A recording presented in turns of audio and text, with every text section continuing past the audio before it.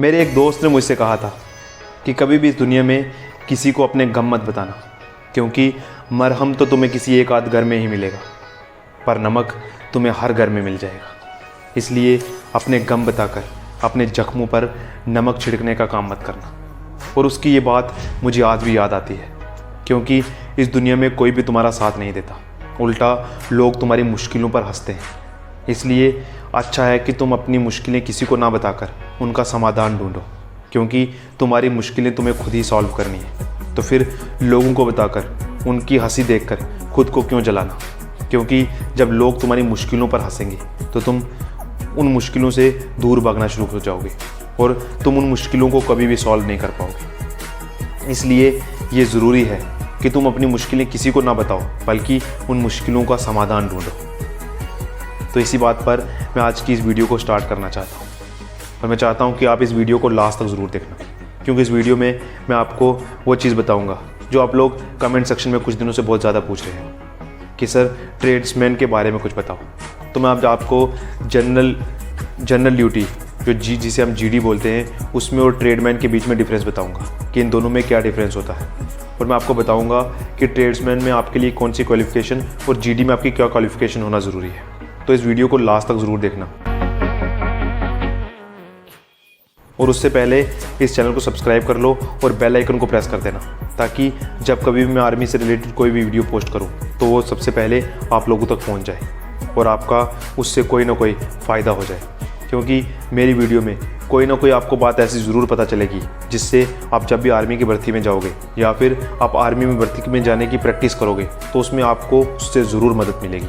तो ज़्यादा समय ना वेस्ट करते हुए चलो इस वीडियो को स्टार्ट कर। तो इससे पहले कि मैं इस वीडियो को स्टार्ट करूं, आपको एक बात ज़रूर बताना चाहूँगा कि आप ज़िंदगी में अगर कोई भी काम करते हो तो तुम पर लोग हंसें, तो तुम ये मत सोचना कि तुम कुछ गलत काम कर रहे हो, क्योंकि लोग हमेशा तभी हंसते हैं जब तुम कोई अच्छा काम करते हो। वो नहीं चाहते कि तुम उस काम को पूरा करो। तो तुम्हें अगर उन लोगों का मुँह बंद करना है तो तुम्हें उन लोगों को बोलकर उनका मुँह बंद नहीं करना है, बल्कि तुम्हें मेहनत करनी है। तुम्हें इतनी मेहनत करनी है कि जो काम तुमने शुरू किया है उस काम को तुमने अंजाम तक पहुंचाना है। अगर तुम आर्मी की प्रैक्टिस करने के लिए ग्राउंड में जाते हो और तुम पर कोई हंसता है तो तुम्हें रनिंग करना बंद नहीं करना है, बल्कि तुम्हें इतने जी जान से मेहनत करनी है, तुम्हें इतने जोर लगाकर रनिंग करनी है कि ताकि जब भी तुम भर्ती में जाओ तो कम से कम तुम रनिंग पास करके ज़रूर आओ। मैं ये नहीं बोल रहा कि तुम पहली भर्ती में जाओ और भर्ती होकर वापस आ जाओ, पर मन में एक बात सोच लेना कि जब भी तुम भर्ती में जाओगे तो तुम रनिंग पास करके आओगे, चाहे जो मर्जी हो जाए, चाहे तुम भर्ती हो जाओ या ना हो जाओ, पर तुम्हें रनिंग पास करके आना है। क्योंकि अगर एक बार तुम रनिंग पास करके आओगे तो कोई भी तुम पर नहीं हंसेगा। फिर जब तुम अगली बार ग्राउंड में प्रैक्टिस करने जाओगे तो तुम पर कोई हंसेगा नहीं, इतना तो पक्का है। इसलिए तुम जब भी भर्ती में जाओ तो एक बात सोच कर जाना कि तुम्हें रनिंग पास करके आना है, नहीं तो लोग तुम पर बहुत हंसेंगे। मेरी ये बात हमेशा याद रखना। तो चलो अब मैं आपको बताता हूँ जीडी और ट्रेड्समैन के बीच का डिफरेंस। तो सबसे पहले जीडी और ट्रेड्समैन की एज के बारे में बताता हूँ। जीडी में हमें 17.5 साल से 21 साल की एज के बीच में लिया जाता है, जबकि ट्रेड्समैन में हमें 17.5 से 23 साल की उम्र तक लिया जाता है। जैसे कि क्लर्क के लिए हमें 17.5 से 23 साल की उम्र में लिया जाता है, उसी तरह से ट्रेड्समैन में भी होता है। बस इसमें एजुकेशन क्वालिफिकेशन का थोड़ा डिफरेंस होता है। जैसे कि क्लर्क में हमें 12th पास चाहिए, लेकिन ट्रेड्समैन के लिए हमें 10th पास, और कुछ ट्रेड में हम 8th पास भी भर्ती हो सकते हैं। अगर तुम्हें उन ट्रेड्स के बारे में जानना है तो इस वीडियो को लास्ट तक देखते रहना। मैं उन ट्रेड्स के बारे में बताऊंगा जिन ट्रेड में तुम 8th पास होते हुए भी जा सकते हो।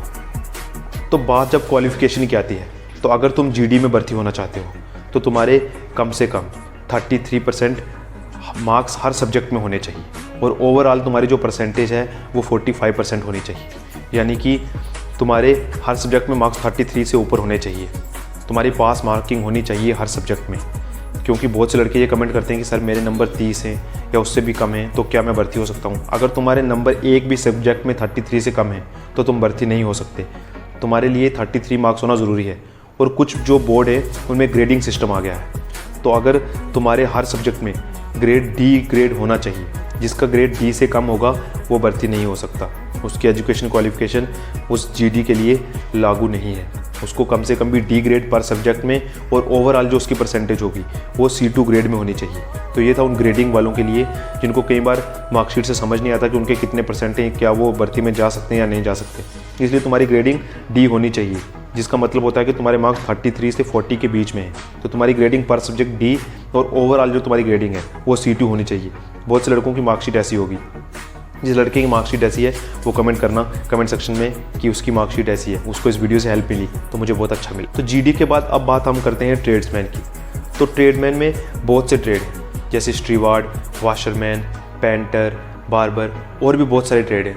उन ट्रेड के लिए तुम्हें 10th पास होना ज़रूरी है, और इसमें सिर्फ तुम्हारे 33% मार्क्स होने चाहिए, यानी कि तुम्हारी पास मार्किंग होनी चाहिए। इसमें कुछ नहीं है कि ओवरऑल तुम्हारे 45%, ऐसा कुछ नहीं है GD की तरह। इसमें तुम्हारे 33% मार्क्स होने बहुत ज़रूरी है। इसमें यानी अगर तुम्हारा ग्रेडिंग सिस्टम है तो तुम्हारा D ग्रेड होना चाहिए ओवरऑल, और हर सब्जेक्ट में तुम्हारा D होना चाहिए। कोई भी सब्जेक्ट फेल नहीं होना चाहिए, इस बात का खास ध्यान रखना, क्योंकि अगर तुम्हारा एक भी सब्जेक्ट फेल होगा तो तुम सिलेक्शन के लिए एलिजिबल नहीं हो पाओगे। इसलिए तुम्हें पास होना ज़रूरी है। और 2 ऐसे ट्रेड हैं जिनमें तुम 8th क्लास के बेस पे भी जा सकते हो, और वो ट्रेड है एक हाउसकीपर और एक मेस कीपर। इन 2 ट्रेड में तुम 8th पास होते हुए भी जा सकते हो। तो खास ध्यान रखना, क्योंकि बहुत से लड़के होते हैं जो 8th पास होते हैं, जिनके पास पढ़ाई का खर्चा उठाने के लिए पैसे नहीं होते, और वो 8th पास ही होते हैं, और वो सोचते हैं कि वो आर्मी में नहीं जा पाएंगे, पर वो आर्मी में जा सकते हैं। आपके यहाँ हाउसकीपर सेक्शन या मेस कीपर सेक्शन की कोई भी वैकेंसी आए तो तुम अगर 8th पास हो तो तुम अप्लाई कर देना, क्योंकि तुम इसमें भर्ती हो सकते हो। चाहे इसकी वैकेंसी कम रहती है, पर चांसेस हैं कि तुम इसमें सेलेक्ट हो सकते हो। इसलिए तुम्हारे लिए एक चांस है।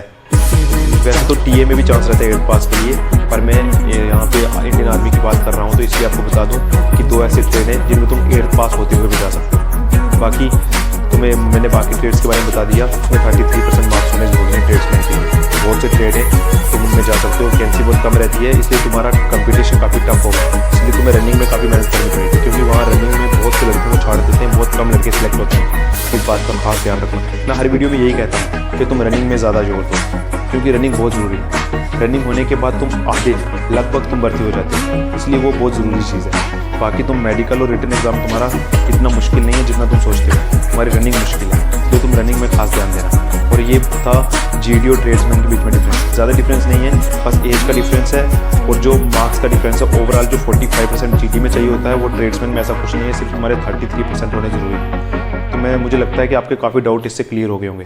अगर आपको कोई इससे रिलेटेड और भी कोई डाउट हो तो आप कमेंट सेक्शन में पूछ लेना, मैं आपको बता दूँगा कमेंट सेक्शन में। नहीं तो अगर कुछ ज़्यादा बड़ी प्रॉब्लम होगी तो मैं नई वीडियो बनाकर आपको उसके बारे में पूरा बता दूँगा।